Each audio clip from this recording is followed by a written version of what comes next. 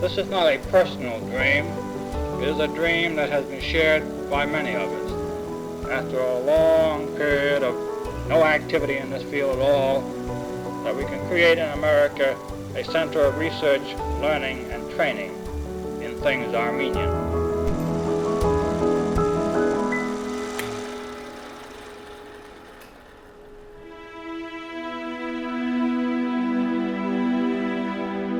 Armenians have been writing, painting, building, singing, praying for centuries and left records of that to be explored and studied in order to understand history. I think other scholars would agree with me that we have barely skimmed the surface on what can be learned from the past. For 7 decades now, NAASR, the National Association for Armenian Studies and Research, has been guided by this essential vision: to advance the frontiers of knowledge in Armenian studies. It was a vision articulated by such pioneering figures as Thomas Amirian, Ara Avakian, and Manu Gyan, NAASR's earliest founding members. Their advocacy extended from the university level to the grassroots Armenian American community. At its inception in 1955, NAASR's goal was to endow chairs of Armenian studies in the great learning centers of the United States. It was instrumental in establishing the first such chairs at Harvard and UCLA.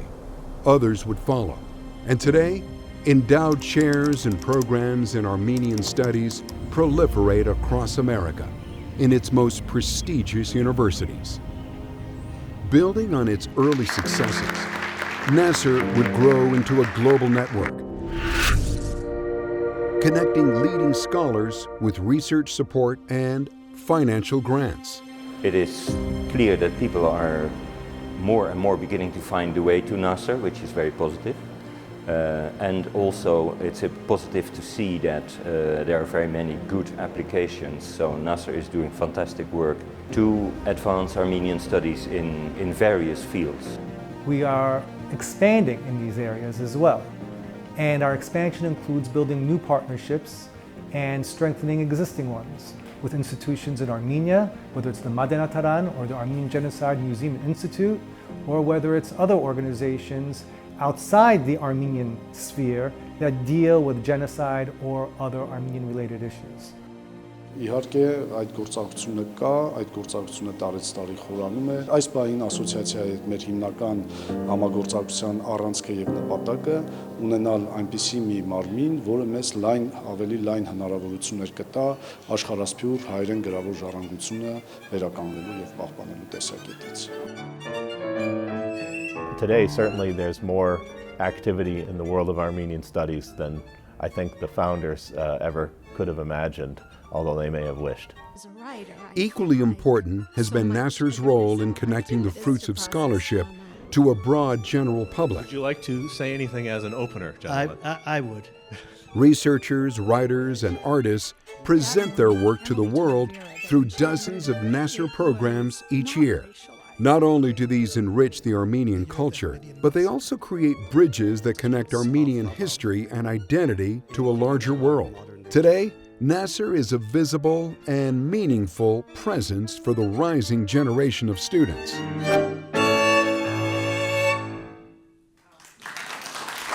I have moved around quite a bit over the past 2 decades in the United States.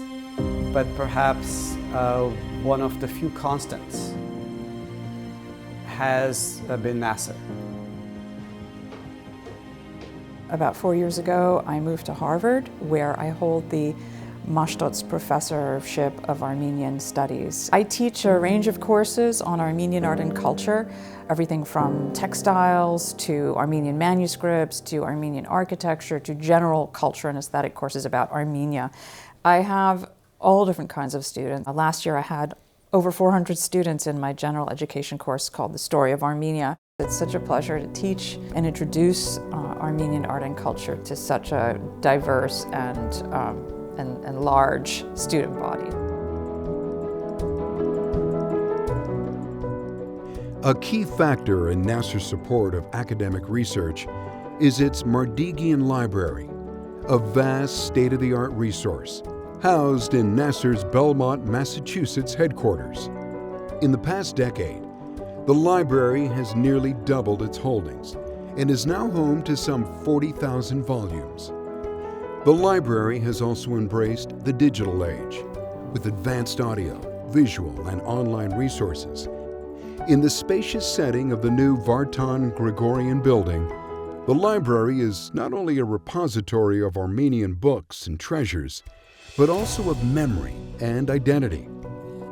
Those precious artifacts and books, rescued and preserved by generations of Armenian survivors, now have a new home and a profound new purpose in NAASR's safe hands.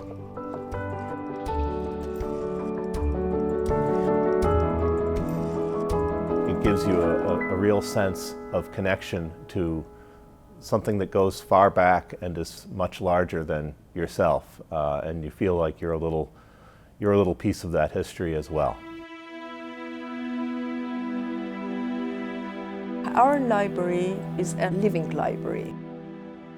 It is amazing for us that we are seeing that many family members, they are coming here searching their family history. And somehow it gives a responsibility that here is a place that it helps to find people, especially Armenians, to find their identity. Many of these books carry the scars of having gone through the maelstrom of genocide and mass violence. They also carry the scars of revival, rebuilding.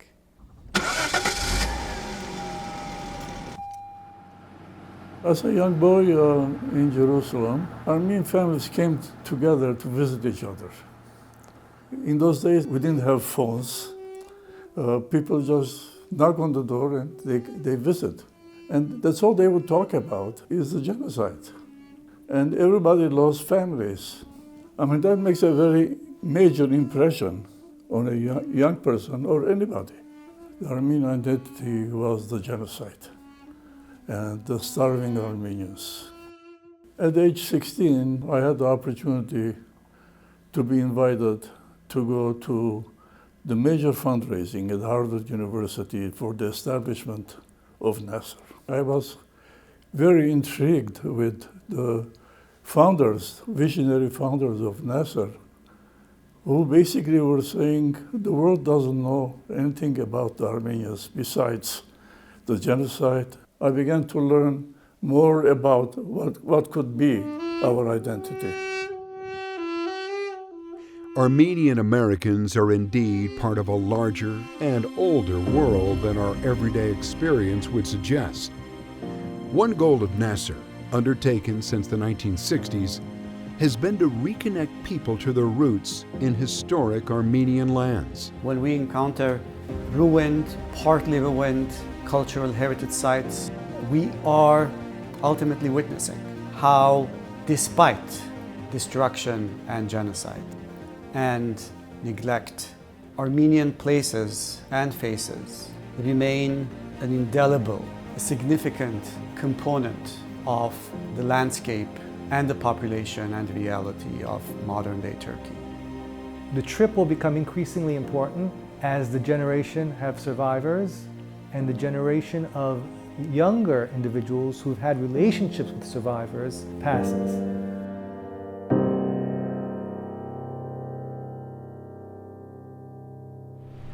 I think the first time I came to NAASR was when I was in high school. We had to choose an author to do a project, and I chose William Saroyan. With my parents, we came down to Boston and went to the old NAASR headquarters on Mount Auburn Street in Cambridge. There were all of these books, and they were all about Armenians or by Armenians, all in one place. It was like, who knew such a thing was even possible? If we build today, what might tomorrow bring? For 70 years, that question has inspired all of NAASR's efforts. But its many achievements have not occurred in a vacuum. They are the result of visionary leadership, legions of scholars, researchers, and students, an educated and engaged public, and supportive benefactors. Their far-sighted generosity fuels NAASR's ongoing mission. All of these books, and all of them are about us and our culture and our history, and it's beautiful. Today, NAASR's beautiful Vartan Gregorian building testifies to the power of this collaboration. Spearheaded by Yervat Chegijian, with major support by Edward and Pamela Abadizian, the striking headquarters embodies NAASR's ambition to build upward and to reach greater heights than ever before. It was a philanthropist that believed in education. Through our friendship, I had talked to him about NAASR. I asked him to join the board, and he was a very active participant on the board for NAASR's work and its future. Ed very much enjoyed his service on the board and was pleased for us to play a key role in providing for the new building. Supporting NAASR's vision of education and scholarships fits in perfectly with our family's goals of uplifting Armenians, advancing their educational opportunities, both in the homeland and in the diaspora. Ed's parents, Karine and Shoshani Gavrisyan, were genocide survivors and stressed the importance of education in raising their 4 children. Knowledge is power, and most importantly, they saw it as the way for their children to succeed and in turn help others. It's not an easy task to build a new building, and for people to be convinced that they should make an investment in it. So the community saw the wisdom of having this building, and they supported it with their funds. NAASR has become an example of what you could do for the future. By supporting NAASR, you support Armenian voices, you ensure that the Armenian story will be told, will endure, and will remain relevant for generations.